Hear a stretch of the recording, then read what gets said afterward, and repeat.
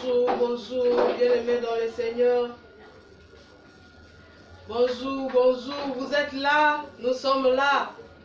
Nous sommes là à notre rendez-vous de chaque lundi. Les jours où nous nous sommes convenus d'être dans la présence du Seigneur, d'être à la table du Seigneur. Vous êtes là, manifestez-vous. Je vous attends. Manifestez-vous, faites-nous signe. J'aimerais souligner un problème avant de commencer, bien-aimés. Nous avons pu remarquer que le vidéo que nous lançons, beaucoup de gens ne font que aimer, ne font que commenter à ce qui concerne ma personne, mes photos. Mais vous ne commentez pas par rapport au message. Ce que nous voulons par rapport à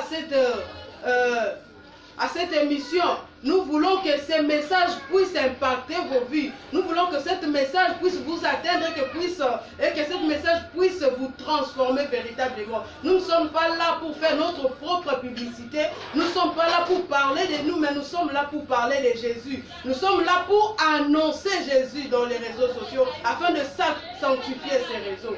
Bien-aimés dans le Seigneur, ne soyez pas là pour aimer la personne qui fait l'émission. Ne soyez pas là pour m'admirer. Ne soyez pas là pour m'apprécier, mais soyez là pour bénéficier de quelque chose. Connectez-vous afin d'apprendre, afin de recevoir quelque chose au travers de cette émission. Nous parlons de Jésus et nous ne parlons pas de moi. Je ne suis pas là pour faire ma propre publicité, bien-aimée. Je ne suis pas là pour me montrer à vous, mais je suis là pour vous parler de Jésus. Et quand vous voyez des vidéos comme ça, bien-aimés, essayez un peu de visionner, essayez un peu de lire, d'écouter, et essayez et demandez l'aide du Seigneur afin que vous puissiez comprendre et retenir quelque chose. Nous sommes là pour ça et non pour faire notre propre publicité. Aidez-nous vraiment, bien-aimés. Ce que nous voulons, c'est de recevoir l'écho de ces messages, c'est de recevoir l'impact de ces messages dans votre vie. Nous ne sommes pas là pour que nous puissions nous faire voir, mais nous sommes là pour parler de Jésus. Nous sommes là pour annoncer la parole de Dieu auprès de son peuple, bien-aimé. Manifestez-vous, je vous attends. Je vous attends, Gaël Mabanza, Maman Africa, nous vous attendons, Maman Net, Papa Alphonse,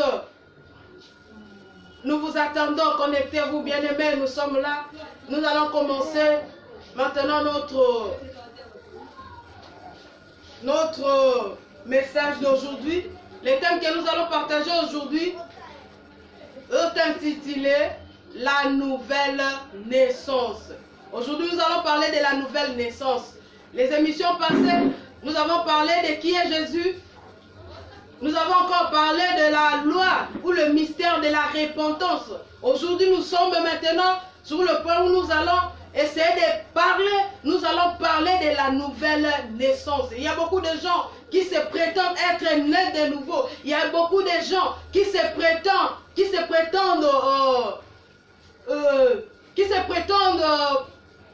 être transformé.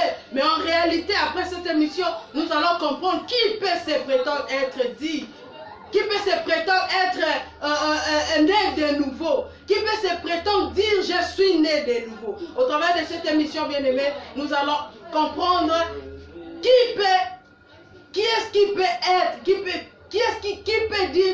peut se dire je suis né de nouveau, qui peut se dire maintenant, je suis né de nouveau. Le texte de base où nous allons lire, ça se trouve dans Jean 3. Nous allons commencer à partir du verset 3 jusqu'au verset 5. Je lis au nom de Jésus. Jésus lui répondit, en vérité, je te le dis, si un homme n'est né de nouveau, il ne peut voir le royaume de Dieu. Nicodème lui dit, comment un homme peut-il naître quand il est vieux? Peut-il rentrer dans le sein de sa mère et naître? Jésus lui répondit, en vérité, je te le dis, si un homme n'est né d'eau et d'esprit, il ne peut entrer dans le royaume de Dieu. Alléluia. Acclamons pour la parole de Dieu, bien-aimé. Acclamons pour la parole. Bien-aimé Jésus répondait à Nicodème. Il a dit à Nicodème, en vérité, si quelqu'un est né de nouveau, il ne peut voir le royaume de Dieu. Et Nicodème lui a répliqué pour lui dire, oh, comment un homme qui est déjà vieux peut rentrer encore dans les seins de sa mère pour naître encore de nouveau?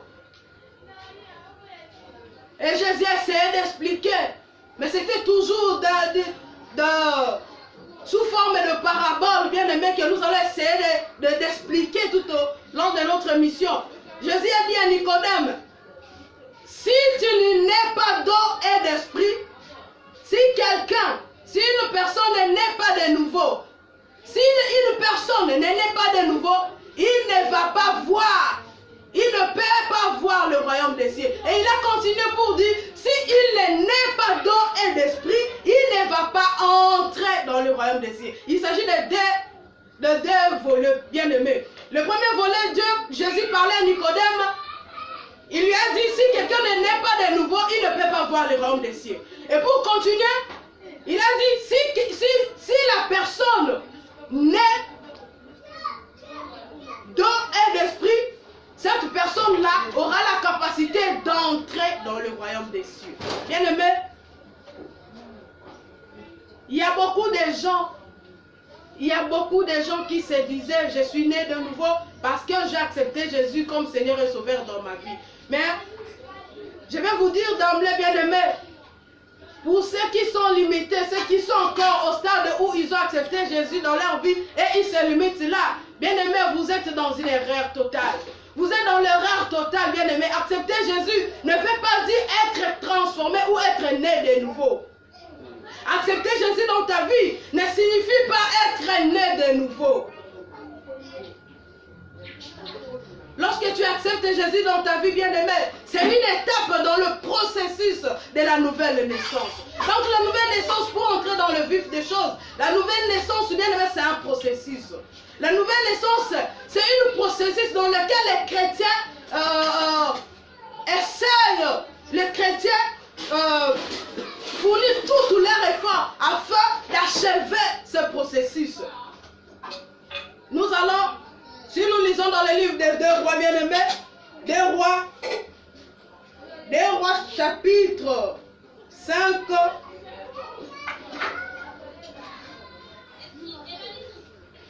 Deux Rois chapitre 5, verset 1 à 7.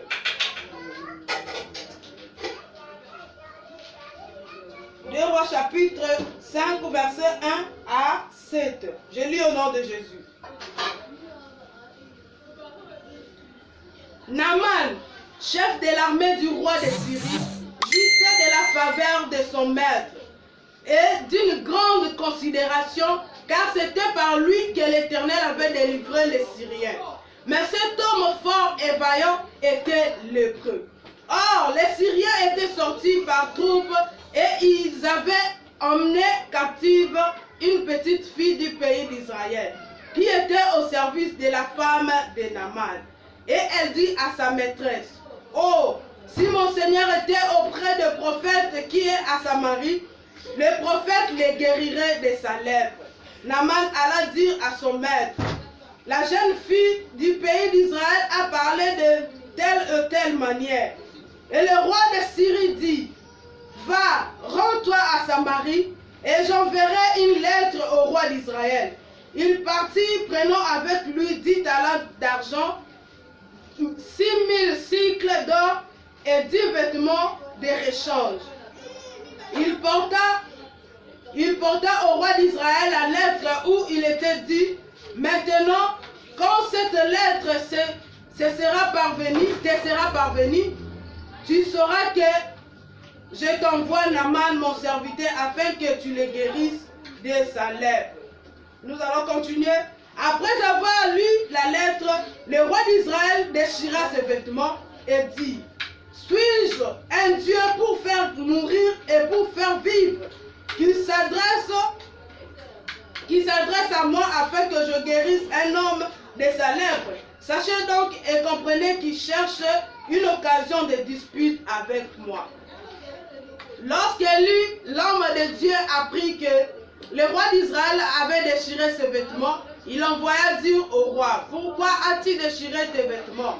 Laisse-les venir à moi, et il saura qu'il y a un prophète en Israël. » Naaman vint avec ses chevaux et son char, et il s'arrêta à sa porte de sa maison, à la porte de la maison d'Élisée. Élisée lui fit dire par un messager, « Va et lave-toi 7 fois dans le Jourdain, ta chair redeviendra saine et tu seras pur. » Amen. Bien-aimés, si vous continuez la lecture, dans ce même chapitre où nous venons de lire dans le chapitre 5 de la livre de 2 rois, bien-aimés, vous allez comprendre. Il y avait un homme vaillant à qui Dieu avait utilisé pour libérer les peuples de Syrie, pour libérer les Syriens. Lorsqu'ils étaient en guerre, lorsqu'il y avait la tyrannie dans le pays de Syrie, Dieu utilisait Naaman pour délivrer le peuple. Dieu utilisait Naaman. Mais à notre grande surprise, la Bible nous dit que cet homme était lépreux. Cet homme avait une maladie de lèpre. Si nous lisons dans la Bible, selon l'explication de la Bible, la lèpre était l'image du péché. Tout ce qui était atteint de cette maladie était des gens qui commettaient le péché, disons. Alors que Dieu utilisait Naaman. Dieu utilisait Naaman pour délivrer son peuple. Mais comment est-ce possible que l'homme que Dieu a utilisé puisse se retrouver avec le péché, puisse se retrouver avec une maladie qui caractérisait le péché? Bien aimé, nous allons comprendre. Et lorsque Naaman est arrivé auprès du roi d'Israël, le roi d'Israël n'avait pas compris que ce message n'était pas pour lui, que la personne n'était pas envoyée vers lui, mais c'était vers le prophète Élisée. Et le prophète Élisée a dit, envoyé un messager auprès du roi pour lui dire, envoie-moi cette personne. Lorsque la personne est arrivée devant la maison d'Élisée, Élisée a envoyé une personne pour lui dire, va dans les Jourdains et jette-toi 7 fois. L'instruction du Seigneur. Bien aimé, lorsque le prophète Naaman avait entendu cela, et comme il n'avait pas la révélation de ce que Dieu voulait dire par la bouche d'Élisée, il avait mal compris cela en disant, oh, est-ce que chez nous là-bas, en Syrie, il n'y a pas d'eau où je pouvais me jeter et me faire guérir? Il n'avait pas compris. Gloire à Dieu, un serviteur qui marchait avec lui a fait comprendre qu'il ne s'agissait pas de l'eau, mais il s'agissait de l'instruction du Seigneur. Bien aimé, le message que le Seigneur veut nous dire aujourd'hui par rapport à la nouvelle naissance. La nouvelle naissance, c'est juste un processus. C'est un processus où, une fois que nous achevons ce processus, c'est alors que nous pouvons nous dire que nous sommes véritablement nés de nouveau. Si Naaman pouvait se plonger dans l'eau 1 fois, 2 fois, 3 fois, jusqu'au 6e fois, il n'allait pas être guéri. Il s'agit de l'instruction. Il s'agissait de l'instruction du Seigneur. Et comme il avait rempli l'instruction du premier, il s'est plongé 7 fois selon l'instruction du prophète, c'est alors qu'il a été guéri. La nouvelle naissance aussi fait partie du processus. C'est un processus où tous les chrétiens doivent suivre, doivent obéir afin d'atteindre le stade où nous pouvons nous dire que nous sommes véritablement nés de nouveau. Mais qu'est-ce que la nouvelle naissance? La nouvelle naissance veut dire quoi? Nous venons de dire en gros c'est juste un processus. Mais en quoi est-ce que la nouvelle naissance nous est important, bien aimés? Nous allons essayer de définir la nouvelle naissance si cela ne vous dérange ou pas. La nouvelle naissance. La nouvelle naissance est un acte par lequel le Saint-Esprit met en nous la vie et la nature de Dieu. La nouvelle naissance, pour répéter, la nouvelle naissance, c'est le fait que le Saint-Esprit met en nous la vie et la nature de Dieu. La nouvelle naissance, c'est lorsqu'on parle de la nouvelle naissance, lorsque le Saint-Esprit met en nous la nature et la vie de Dieu. Et le Saint-Esprit met cette nature et cette vie de Dieu en nous au niveau de notre cœur. Au niveau de notre cœur, bien-aimé. La nouvelle naissance, c'est notre définition. La nouvelle naissance, c'est un changement radical, profond de la nature entière et du caractère de l'individu. La nouvelle naissance, c'est un changement radical et profond de notre nature et de notre caractère. Lorsque nous parlons du changement radical, donc cela sous-entend qu'il n'y a aucune autre partie, notre aspect de notre vie qui est resté encore inchangé, mais un changement radical. Un changement radical.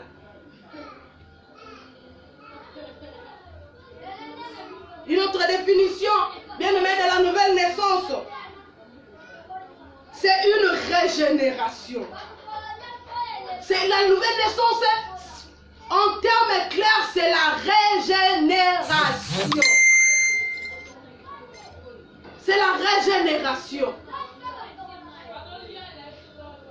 Et la régénération, c'est-à-dire quoi, bien-aimé? La régénération, c'est un rétablissement de ce que le péché avait détruit. C'est une métamorphose opérée par le Saint-Esprit. La nouvelle naissance, en bref, c'est un changement. C'est un changement. C'est la régénération. Et la régénération, bien aimé, c'est une métamorphose opérée par le Saint-Esprit au niveau de notre cœur. C'est le rétablissement de ce que le péché avait détruit. Et nous allons passer, bien-aimés, comme je venais d'expliquer, la nouvelle naissance, c'est la régénération. C'est le changement radical et profond de notre caractère, de notre nature.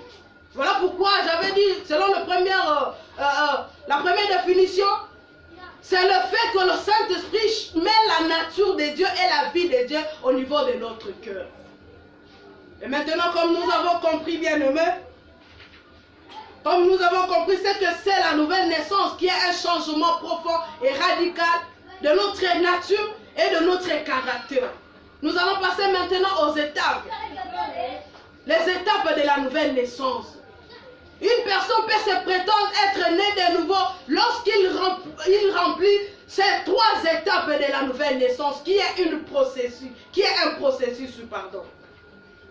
Et la première étape, par rapport à la nouvelle naissance, bien-aimé, la première étape, bien-aimé, consiste à l'acceptation de Jésus comme Seigneur et Sauveur dans notre vie. Et cela ne suffit pas, mais aussi la repentance. Dans la première étape, dans la nouvelle naissance,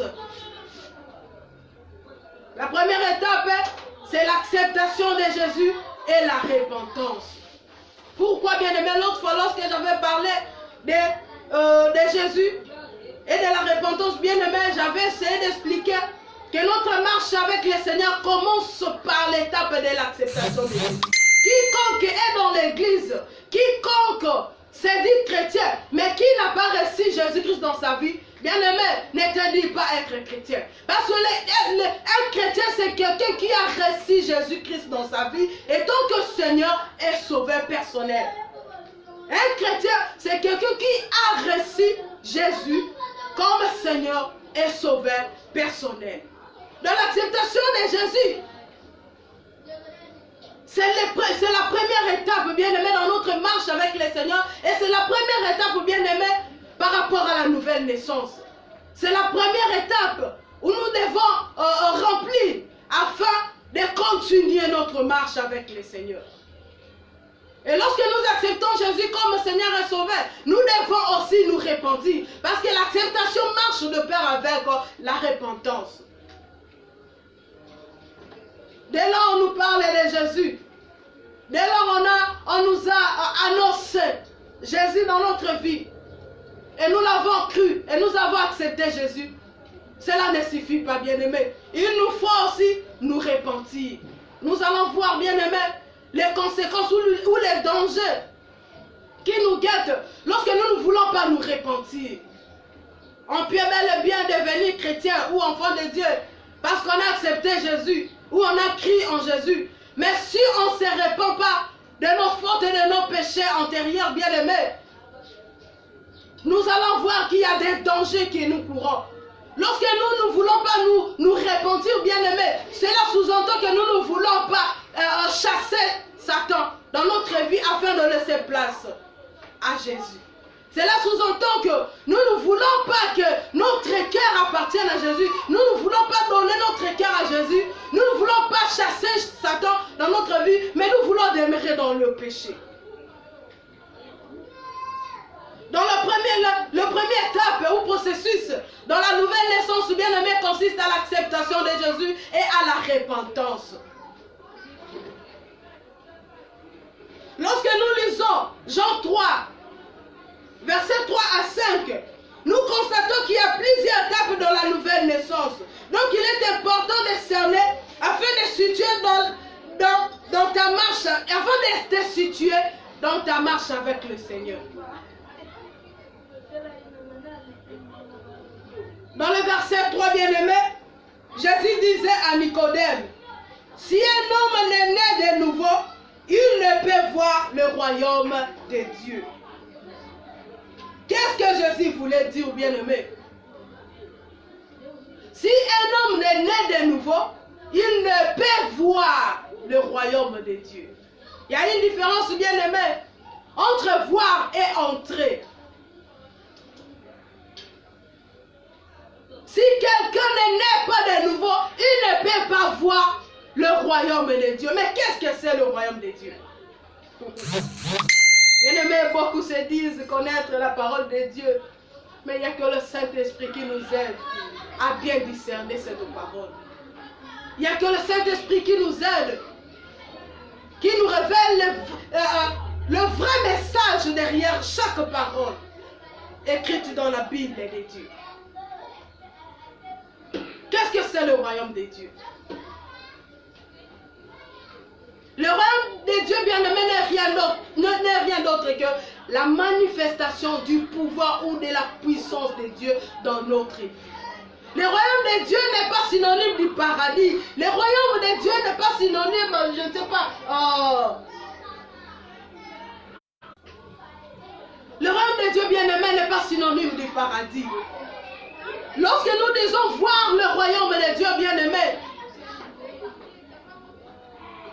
cela veut tout simplement dire que voir la manifestation du pouvoir de Dieu dans notre vie, voir le miracle de Dieu, voir l'onction de Dieu avoir l'onction de Dieu dans notre vie.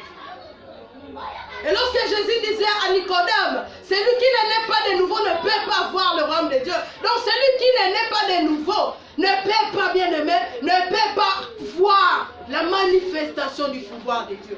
Cela, bien-aimé, nous pousse à dire, donc naître de nouveau, c'est accepter Jésus. Parce que lorsqu'on accepte Jésus dans notre vie, bien-aimé, cela nous donne beaucoup d'avantages. Lorsque nous acceptons et nous croyons en Jésus, bien-aimé, cela nous donne, bien-aimé, cela nous donne accès au miracle de Dieu. Cela nous introduit à vivre le pouvoir de Dieu. Cela nous donne l'autorité sur la puissance de l'ennemi. Lorsque nous acceptons Jésus, bien-aimé, Jésus nous donne le pouvoir sur nos ennemis. C'est ça voir. Nous voyons les miracles. Nous voyons la délivrance, bien-aimé. C'est ça voir le royaume de Dieu. C'est ça voir le royaume de Dieu, bien-aimé. Donc naître de nouveau, bien-aimé, c'est accepter Jésus comme Seigneur et Sauveur dans ta vie. Et cela ne suffit pas. Il te faut aussi te repentir. Il te faut aussi te repentir, bien-aimé. Il te faut aussi te repentir. Nous allons lire, bien-aimé, dans 1 Corinthiens. 1 Corinthiens, verset 3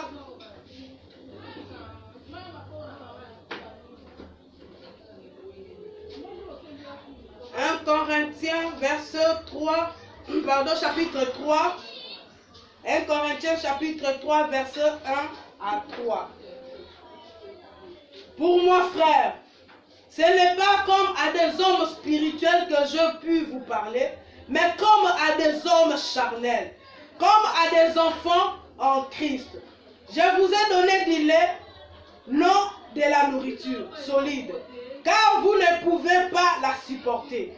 Et vous ne le pouvez pas même à présent, excusez-moi, parce que vous êtes encore charnels. Bien-aimés, lorsque nous nous limitons, bien-aimés, lorsque nous sommes au stade, nous nous limitons au stade de l'acceptation de Jésus et de la repentance, bien-aimés, nous sommes des chrétiens, mais des chrétiens charnels. Nous sommes des chrétiens, mais des chrétiens charnels, des chrétiens qui n'ont pas changé. Nous sommes encore des chrétiens, mais des chrétiens qui vivent comme si ils étaient des païens.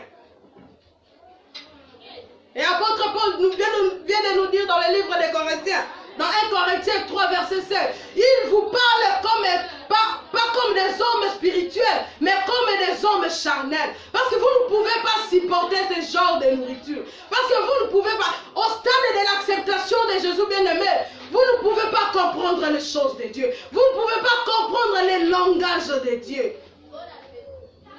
Lorsque nous nous limitons à ce stade bien-aimé, nous ne pouvons pas encore discerner la parole de Dieu. Mais il y a un constat bien-aimé que nous avons fait. Nos églises sont remplies de chrétiens charnels. Un chrétien charnel, c'est quelqu'un qui a accepté Jésus, mais qui vit exactement comme il était auparavant. Il vit, il n'y a aucun changement dans sa vie. Il n'y a aucun changement, mais il a accepté Jésus. Et dans nos assemblées bien-aimées, il y a beaucoup de gens comme ça qui sont des chrétiens charnels. Qui sont des chrétiens charnels. Oui, c'est bien. Tu as accepté Jésus. Oui, tu peux voir, tu peux vivre les miracles de Dieu. Tu peux voir la main de Dieu dans ta vie. Tu peux chasser même les démons. Alléluia. Lorsque tu as accepté Jésus bien-aimé, tu as le pouvoir même de chasser les démons. Tu as le pouvoir bien-aimé de marcher même sur les scorpions, de marcher sur les serpents, de chasser tous les ennemis. Mais bien-aimé, cela ne te donne pas accès dans le royaume de Dieu. Tu as vu les miracles de Dieu, tu as vu la puissance de Dieu, tu as vu la manifestation de l'œuvre de Dieu dans ta vie. Mais bien-aimé, il te reste d'entrer dans ce royaume. Il te reste, bien-aimé, d'entrer dans le royaume de Dieu. Il te reste, bien-aimé, d'entrer dans le royaume de Dieu. C'était le cas avec le peuple d'Israël. Israël avait accepté la demande de Dieu de le faire sortir d'Égypte. L'Égypte qui était l'image du ténèbre. L'Égypte qui était l'image de la mort pour eux. Ils avaient accepté l'aide de Dieu. Ils avaient accepté le Dieu de Moïse. Mais lorsqu'ils se retrouvaient, bien-aimés, dans le désert, lorsqu'ils sont arrivés dans le désert, bien-aimés, combien on peut survivre? Combien on peut survivre? Combien sont entrés au Canaan? Eh bien, les Babima qui l'Égypte, l'image de l'acceptation du message que le Seigneur avait donné à Moïse. Et on marchait avec le Seigneur. Combien on peut entrer au Canaan, qui est l'image du royaume de Dieu, qui était l'image bien-aimée du royaume de Dieu. Parce qu'ils n'avaient qu'une seule promesse. Lorsque Dieu avait visité Moïse,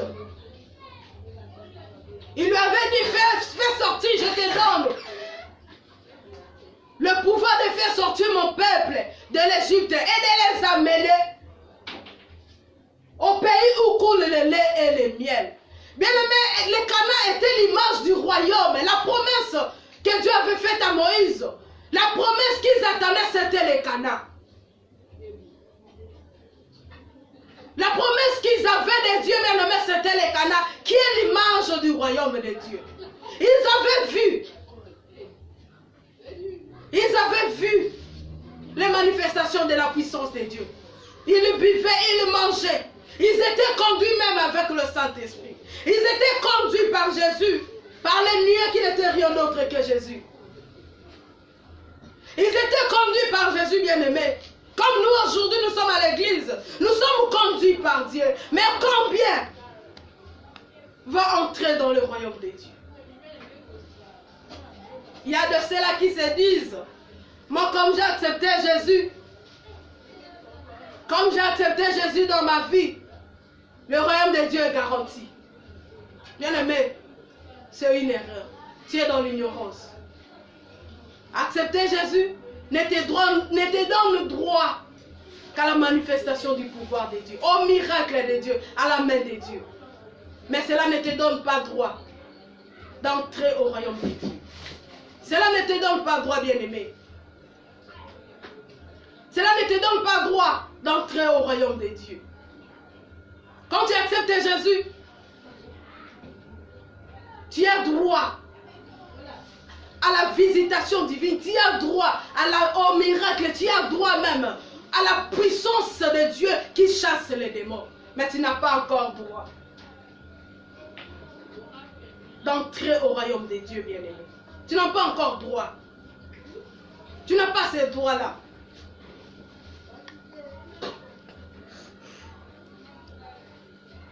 Tu n'as pas encore ces droits-là, bien-aimé.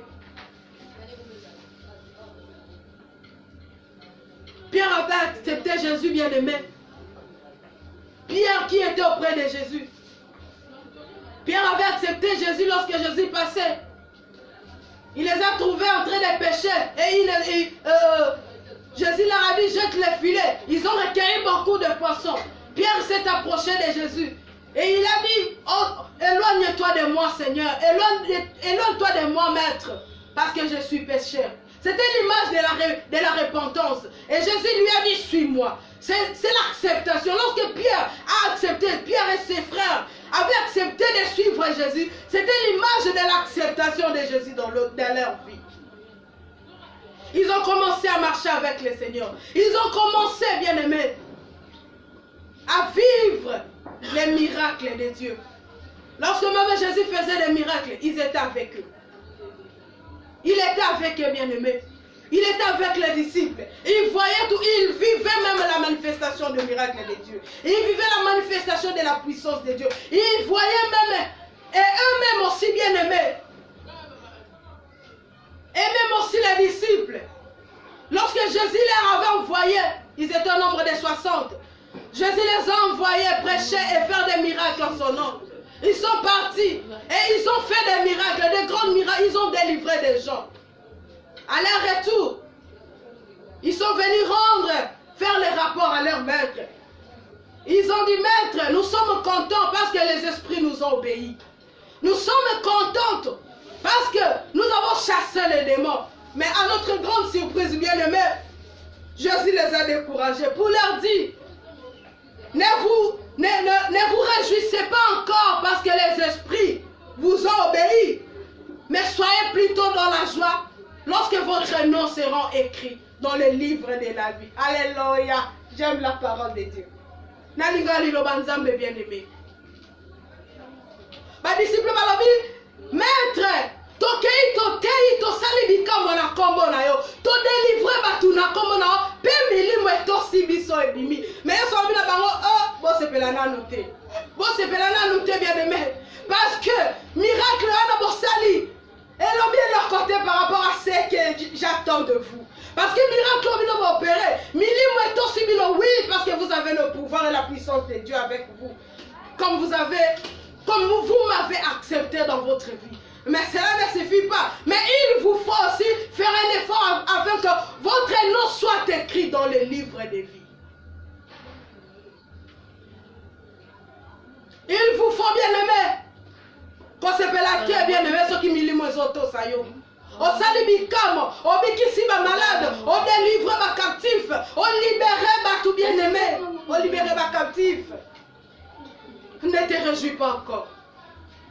Mais pose-toi plutôt la question de savoir si ton nom est inscrit dans le livre de vie de l'agneau. Et son avis, c'est pélaté, ne vous réjouissez pas encore. Parce que vos noms ne sont pas encore écrits dans le livre de l'agneau.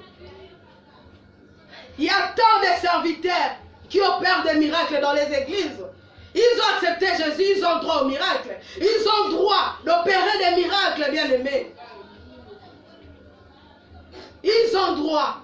Mais combien, bien-aimés, vont entrer dans le royaume de Dieu? Et combien, bien-aimés,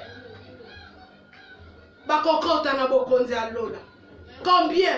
Voilà pourquoi la Bible nous dit, beaucoup vont dire, papa, j'ai prêché en votre nom, j'ai opéré des miracles, j'ai fait des grandes choses au nom de Jésus. Mais comment mon nom ne peut pas être inscrit dans le livre de l'agneau? Bien-aimé, comment on peut être en beaucoup à Bomoï?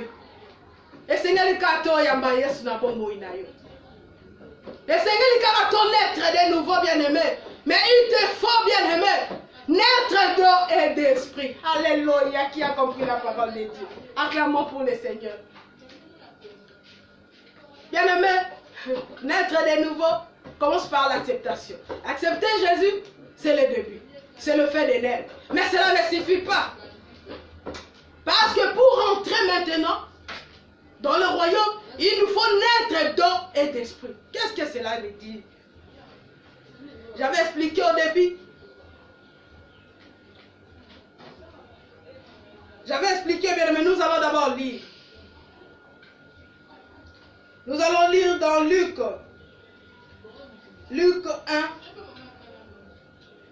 11, verset 20.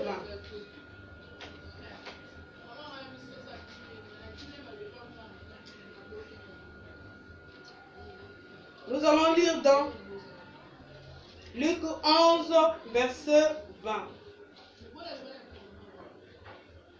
Mais si c'est par le doigt de Dieu que je chasse les démons, le royaume de Dieu est donc venu vers vous. Jésus disait à ses disciples, il a dit, si c'est par le doigt de Dieu que je chasse le démon, le royaume de Dieu est donc venu vers vous. Bien-aimés dans le Seigneur, le royaume de Dieu s'est approché de nous en acceptant Jésus. Mais il nous faut rentrer dans ce royaume. Il nous faut accéder dans ce royaume. Et pour y accéder, bien-aimés, il faut naître d'eau et d'esprit. Nous avons dit que l'acceptation et la repentance, bien-aimés, c'était la première étape dans le processus de la nouvelle naissance. C'était la première étape, bien-aimés. C'était la première étape dans le processus. Si vous voulez lire, là où Jésus disait à ses disciples, ne vous réjouissez pas, parce que vous avez chassé les démons, mais réjouissez-vous plutôt lorsque vos noms seront inscrits. Lorsque vos noms seront inscrits dans le livre, de l'agneau. Si vous voulez le lire, lisez dans Luc 10, versets 17 à 20.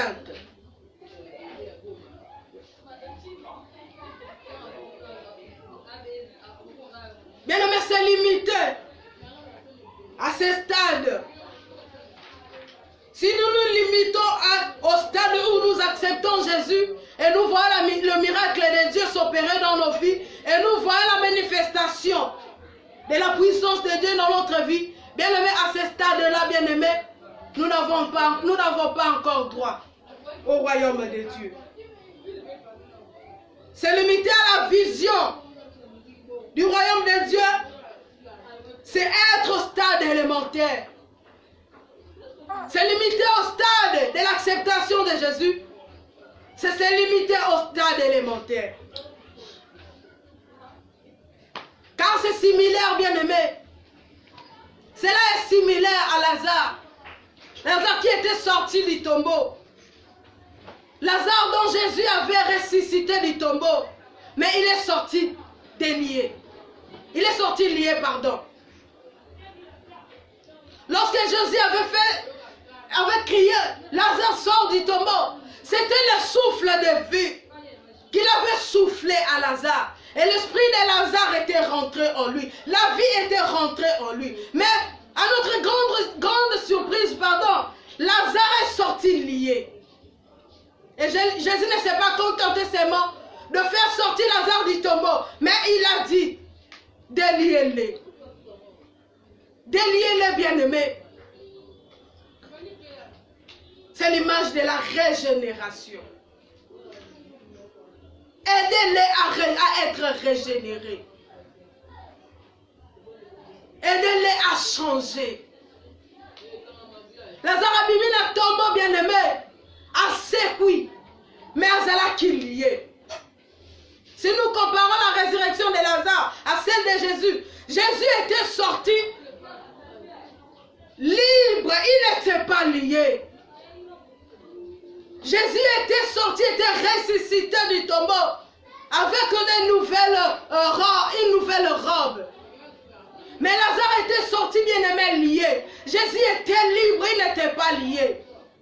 Mais Lazare était lié.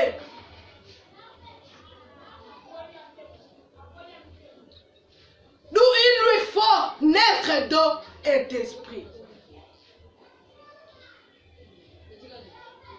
Il lui faut naître d'eau et d'esprit, bien-aimé.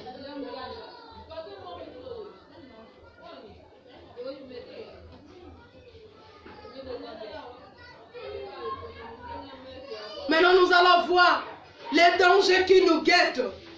Lorsque nous nous limitons, donc on a une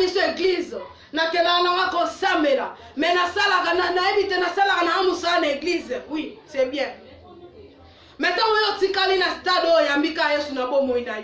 lorsque tu te limites au stade de l'acceptation de Jésus dans ta vie, il y a un danger, il y a des dangers même que tu cours dans ta vie. Lorsque tu te limites à ce niveau, bien-aimé,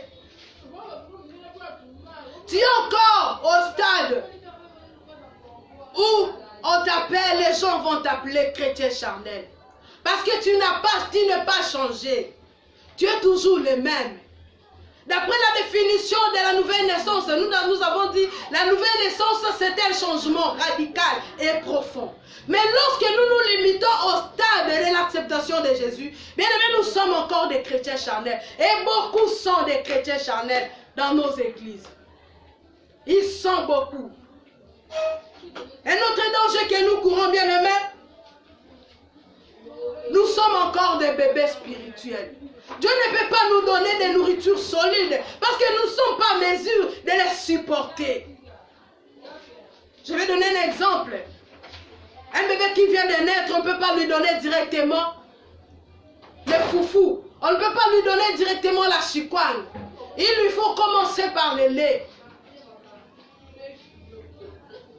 Ce qui est Kali, na stade où on a acceptation à Jésus, bien aimé, tu es encore bébé spirituel. Tu es encore chrétien charnel. Cela ne suffit pas toujours.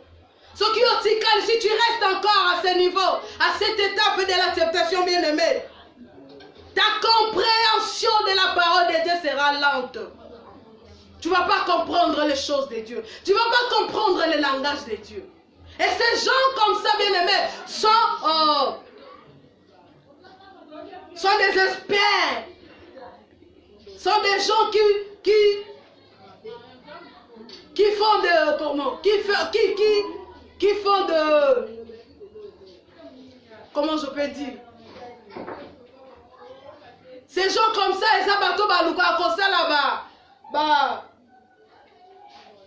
Les mots m'échappent, bien aimé. Bato balukaka, kola kisa batu que moi je connais, alors que tu ne connais pas. Tu ne connais pas encore, bien aimé. Supportez-nous, bien aimé, le courant vient de partir, nous ne pouvons rien faire. Nous allons continuer, bien-aimés. Bien-aimés, sorti kalina stade wana. C'est un danger pour nous. Pour comprendre les lobanzambete. On peut discerner les langages de Dieu. On peut discerner même la voix du Saint-Esprit et la voix de l'ennemi dans ta vie. Demeurer à ce stade, bien-aimé, tu cours beaucoup de dangers. Jésus avait dit à Pierre, Pierre, Satan t'a réclamé. Satan t'a réclamé, mais j'ai prié pour toi. Mais lorsque tu seras affermi aussi les autres. Bien-aimé, Pierre était dans la présence de Dieu. Simon-Pierre était dans la présence de Dieu. Il avait accepté Jésus dans sa vie. Il faisait même des missions pour Jésus. Mais comment Satan pouvait les réclamer? Et Jésus dit, Satan t'a réclamé pour te cribler comme le froment. Mais j'ai prié pour toi. Restez à ce stade, bien-aimé, nous courons beaucoup de dangers. Et l'ennemi risque de nous cribler, pardon. L'ennemi risque de nous cribler comme des froment. Et c'est ce qui se passe dans nos églises. Un chrétien voleur. Donc Satan te crible. Un chrétien mais impudique. Un serviteur de Dieu. Un serviteur de Dieu, je dis bien. Un serviteur de Jésus. Mais qui vivent dans l'impudicité. Qui vivent dans les mensonges. Qui vivent dans la tromperie. Qui vivent dans l'égoïsme. Qui cherchent le bien matériel au lieu de chercher le bien, l'intérêt de Dieu.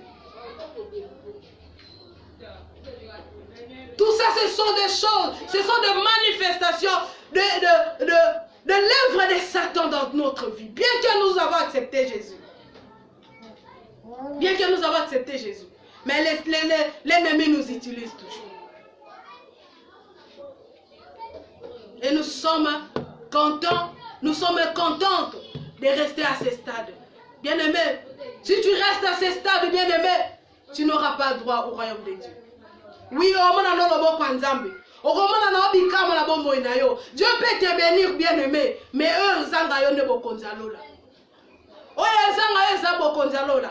tu ne vas pas entrer. Il y a même belé, basala nzambe belé. Tout le monde n'a pas cité. Tant que on va sabiso, te va sa peuple nzambe te. Ba mi sala mabe bango moko. Ya mwe belé na tango suka nzamba balobi, je ne vous connais pas. Vous avez prêché à mon nom, oui. Vous avez opéré des miracles à mon nom, oui. Vous avez vu ma main, oui. Vous avez bénéficié de mes bénédictions, oui. Mais je ne vous connais pas. Mais je ne vous connais pas. Il y a tas de choses à dire, bien-aimés, à ce niveau. Mais comme le temps nous fait défaut, nous allons passer au deuxième étape, qui est l'étape de la naissance d'eau. Beaucoup vont se dire, naître d'eau. Dans la Bible nous parle ici, il s'agit du baptême d'eau. Non. Bien-aimé, la naissance d'eau, pardon, dont Jésus parlait à Nicodème n'a rien à voir avec le baptême d'eau. Dans notre prochaine séance, nous allons parler du baptême d'eau et du baptême du Saint-Esprit. Mais la naissance d'eau, dont Jésus parlait à Nicodème, bien-aimé, il s'agissait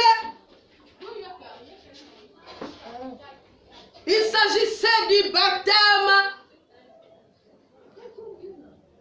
de la régénération. Il s'agissait du baptême dont l'apôtre Paul appelle le bain de la régénération. Le baptême de la régénération. Alléluia. L'eau dont il est question ici, dans le passage de Jean 3,5. n'est pas le baptême d'eau, car le baptême d'eau ne régénère pas l'homme. Le baptême d'eau ne nous change pas, bien-aimés. Les baptêmes d'eau ne nous changent pas. Mais les baptêmes d'eau, bien-aimés, n'était rien d'autre que l'image de l'engagement. Nous allons voir ça après, dans notre séance prochaine. Dans les baptêmes dont la Bible nous parle ici, il s'agit du bain de la régénération. Il s'agissait du baptême de la régénération. Les enfants d'Israël avaient traversé la mer Rouge, qui était l'image, bien-aimée, du baptême d'eau. Mais ils n'étaient pas régénérés. Les enfants d'Israël,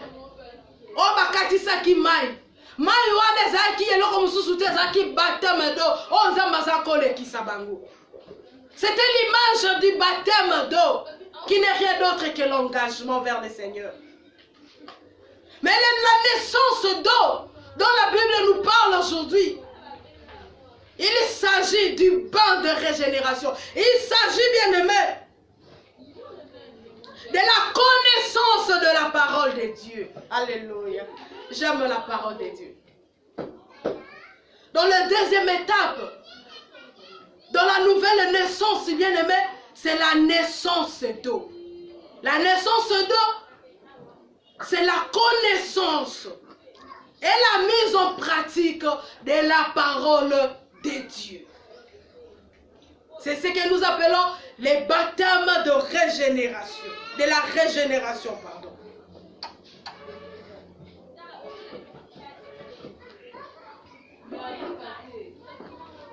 Nous allons lire, bien-aimés, dans 1 Pierre. La lumière nous fait défaut, mais nous allons toujours, avec l'aide du Seigneur, nous allons continuer. Nous lisons 1 Pierre 3, verset 21. 1 Pierre 3, verset 21.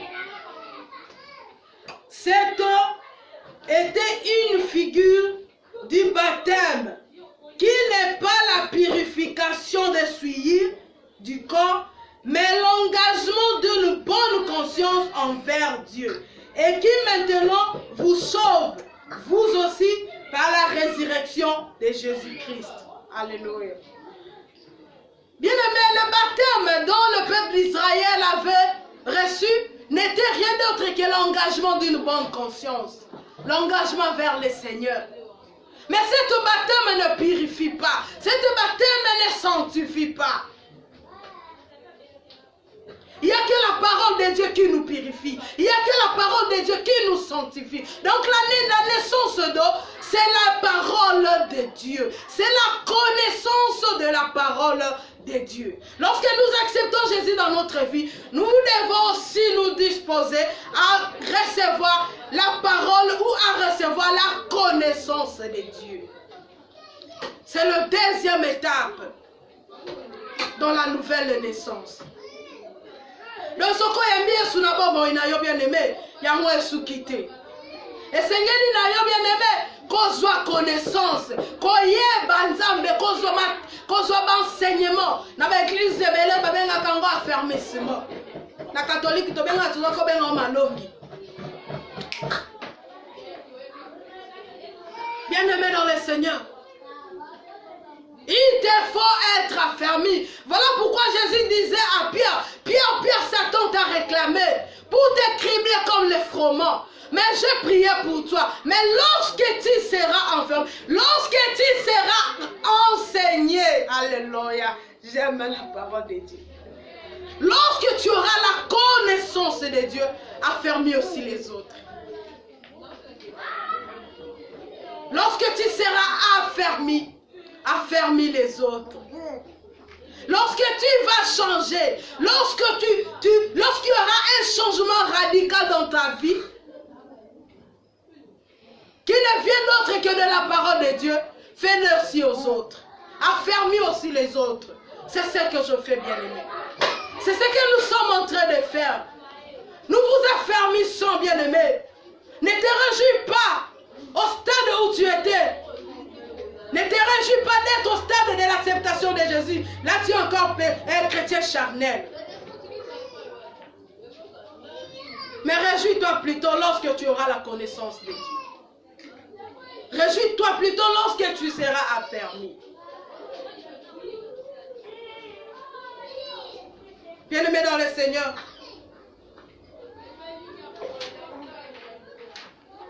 nous allons lire dans Jean 15.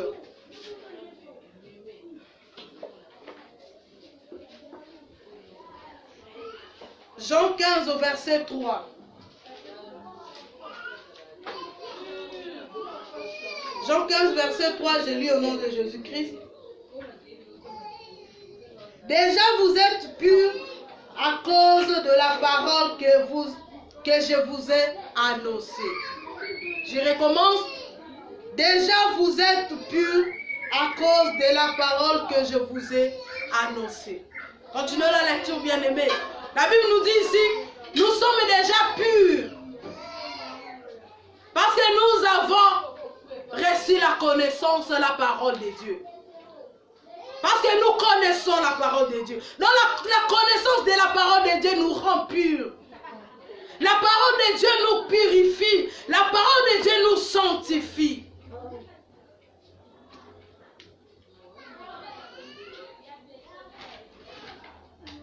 Contrairement au baptême d'eau, qui n'est rien d'autre que l'engagement envers le Seigneur.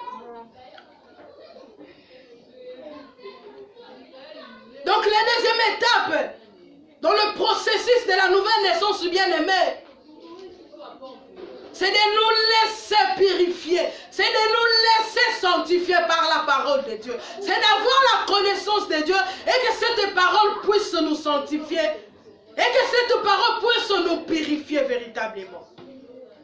La parole de Dieu nous sanctifie. Celui qui a la connaissance de Dieu peut se prétendre être saint. Celui qui a la connaissance de Dieu peut se prétendre être purifié. Parce que cette parole, d'après ce que nous venons de lire, déjà vous êtes sanctifiés, purifiés par la parole que je vous ai annoncée. Une fois qu'il y a la connaissance de Dieu, cette connaissance t'aide à marcher avec le Seigneur. Cette connaissance t'aide à obéir à Dieu. Cette connaissance t'aide à discerner le langage de Dieu. Cette connaissance aussi va t'aider à mettre en pratique cette parole. Dès lors que tu mets cette parole en pratique, c'est alors que tu peux te dire ça. Donc un saint bien-aimé, un saint, c'est quelqu'un qui a été rendu pur par la parole de Dieu. C'est un exemplaire. C'est celui qui vit la vie de Dieu. La vie Zoé en lui. C'est celui qui vit, qui a la vie et la nature de Dieu en lui. Mais il y a des gens à qui nous avons attribué cet honneur. Il y a des gens à qui nous appelons des saints, alors qu'ils vivent dans le péché, alors qu'ils vivent dans l'impudicité, alors qu'ils vivent dans le vol, dans la corruption. Bien-aimé, c'est l'ignorance. Un saint, c'est quelqu'un qui est pur. C'est quelqu'un qui a été purifié par la parole, qui met en pratique la parole de Dieu. Donc, qui obéit à la parole de Dieu. C'est celui-là qu'on peut se dire saint. Nous allons lire encore Ephésiens 5.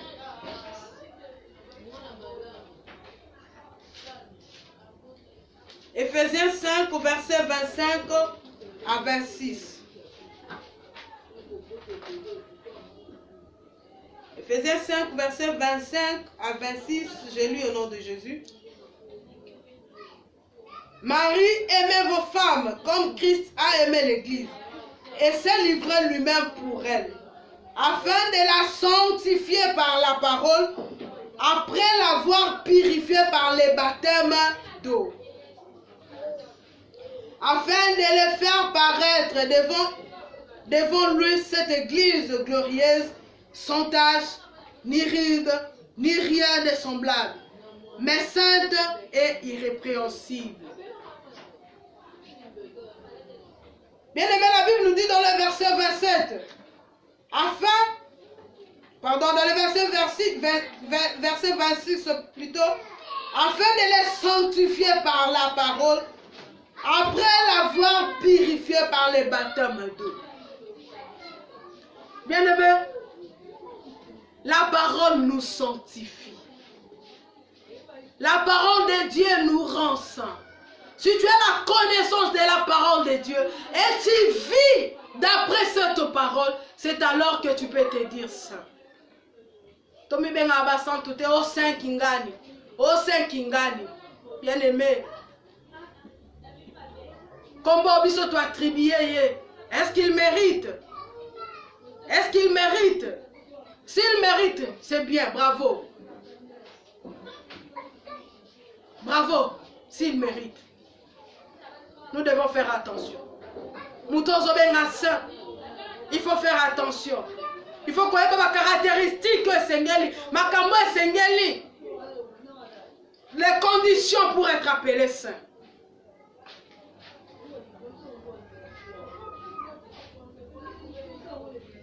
Nous allons lire encore dans Tite 3.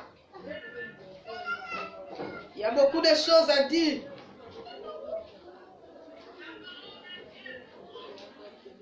Tite 3.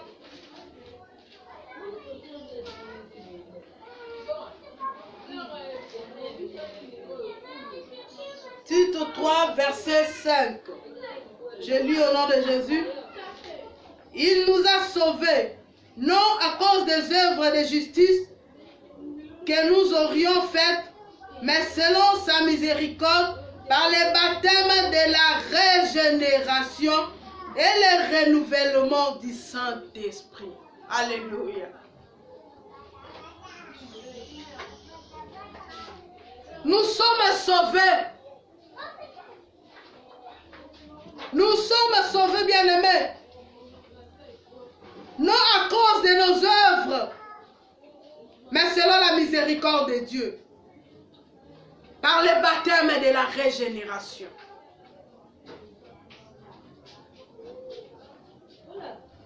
Et le renouvellement du Saint-Esprit dans notre vie. Dans le baptême d'eau, c'est l'engagement. Et la naissance d'eau, bien-aimé, la naissance d'eau, c'est le baptême de la régénération. Qui n'est rien d'autre que la mise en pratique de la connaissance de Dieu. La mise en pratique de la parole de Dieu. Quelqu'un qui a la parole de Dieu peut se dire comme David, je serre ta parole dans mon cœur pour que je ne pêche point. Psaume 119, verset 11. David a dit, Seigneur, je serre ta parole dans mon cœur pour que je ne pêche point. Donc si tu as la parole de Dieu en toi, si tu as la connaissance de Dieu en toi, cela va t'aider de ne pas pécher. Cela va t'aider. Et une fois que tu mets cette parole en pratique, c'est ça la régénération. C'est ça la régénération, bien-aimé. C'est ça le baptême de la régénération. Et lorsque les gens fuient la parole de Dieu, lorsque les gens fuient les enseignements dans les églises, ils fuient leur propre régénération. Ils fuient leur propre régénération, bien-aimés.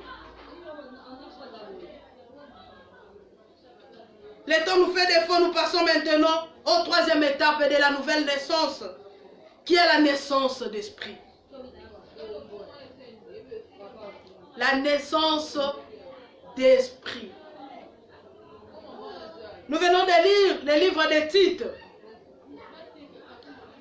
Dans le verset, chapitre 3, verset 5, il a été dit, il nous a sauvés, non à cause des œuvres de justice que nous aurions faites, mais selon sa miséricorde, par le baptême de la régénération et par le renouvellement du Saint-Esprit. Dans le baptême de la régénération, c'est ce que nous appelons la naissance d'eau et la naissance du Saint-Esprit, la naissance d'esprit, pardon, ce n'est rien d'autre que ce n'est rien d'autre que la volonté de Dieu dans notre vie. La naissance d'esprit, c'est la mort de notre propre volonté.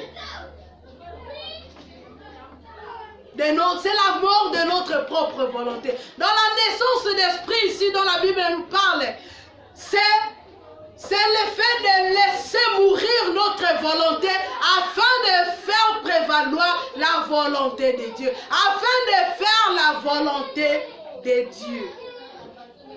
J'aime la parole de Dieu. J'aime la parole de Dieu, bien-aimé.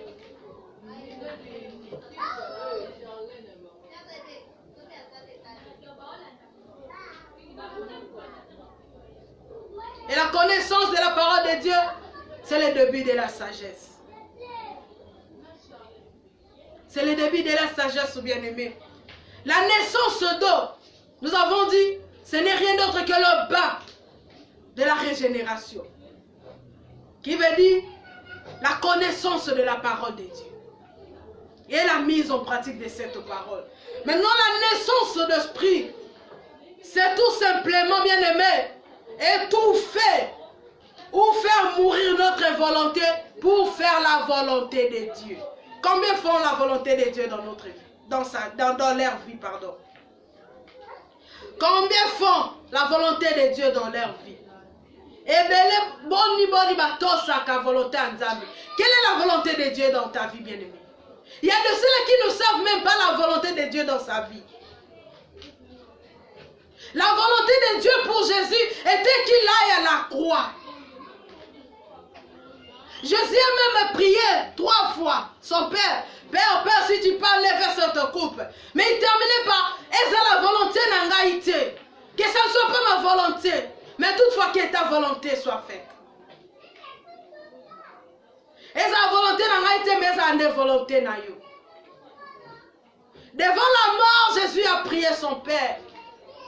Parce que mon équipe, pas sûr qui réservé pour Naya Liboso sur la croix, Ezaki Mounene.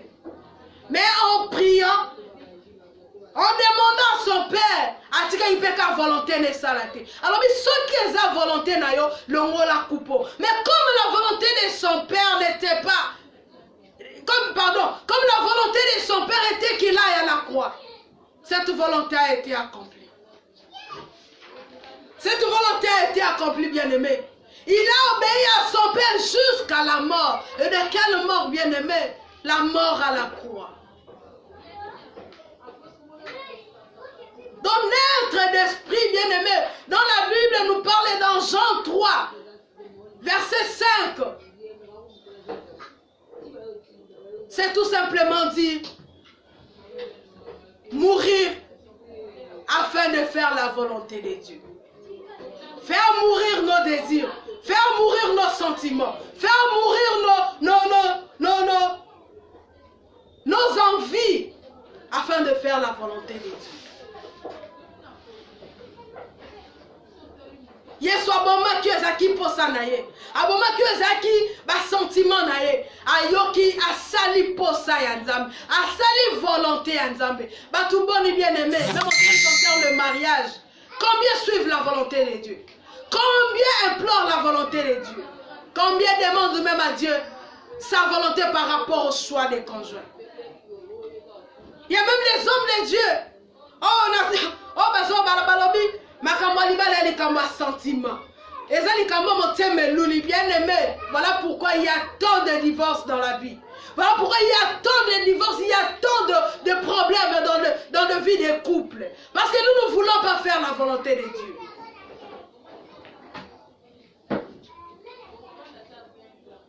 Si Dieu choisit un conjoint pour toi, bien-aimé, Atambongue. Même s'il y aura des vents, même s'il y aura des tempêtes, bien-aimés, vous allez rester ensemble jusqu'à la fin. Nous ne voulons pas demander la vie de Dieu, la volonté de Dieu par rapport au choix des conjoints. Voilà pourquoi il y a tant de divorces. Il y a tant de divorces aujourd'hui. Nous allons lire, bien-aimé, Philippiens 2, verset 8. Je ne vois plus bien, la lumière n'est pas vraiment suffisante.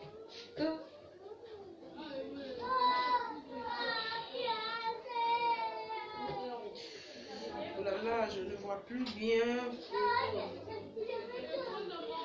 Philippiens.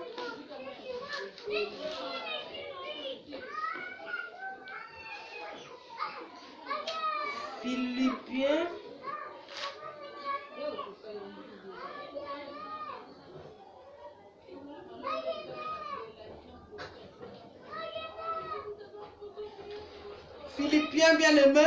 Ça c'est Philémon. Philippiens, le temps passe. Philippiens, c'est ça. Philippiens 2, verset 8. Je lis au nom de Jésus. Il s'est humilié lui-même, se rendant obéissant jusqu'à la mort, même jusqu'à la mort de la croix. Amen. Jésus n'avait pas fait sa propre volonté.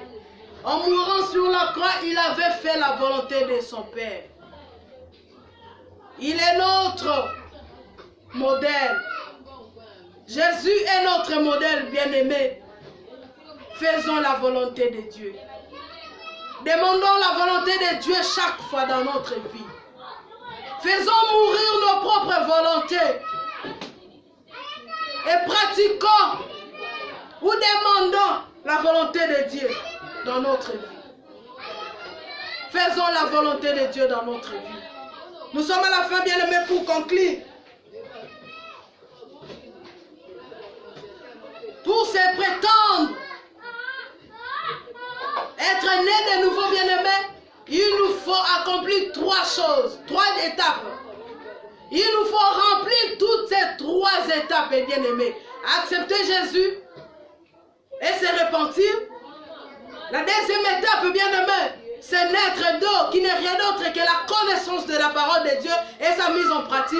Et la troisième chose, c'est faire mourir notre propre volonté pour faire la volonté de Dieu. Bien-aimés, je vous laisse cette parole. Commentez. Envoyez-nous des questions. Toi qui n'as pas compris un point, toi qui n'as pas compris, nous sommes là pour ça. Envoyez-nous les échos de ces messages dans nos vies, dans vos vies, pardon. Nous attendons aussi vos critiques, vos remarques. Nous attendons, bien-aimés, bel ou bien, à ce que vous puissiez aimer, commenter, partager.